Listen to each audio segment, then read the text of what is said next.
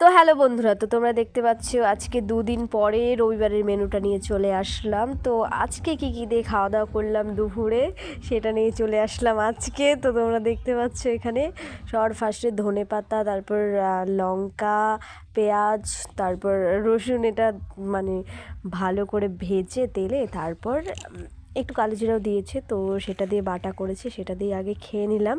তারপর এখানে নিয়ে নিলাম সয়াবিনের তরকারি। তো সয়াবিনের তরকারি দিয়ে খাওয়ার পরে প্রথমে আলুটার ঝোল দিয়ে ভালো করে ভাতটাকে মেখে তারপরে একটু একটু করে সয়াবিন নিয়ে খাচ্ছিলাম। তো খাওয়ার পরে ভাত নিয়ে নিলাম অনেকটা।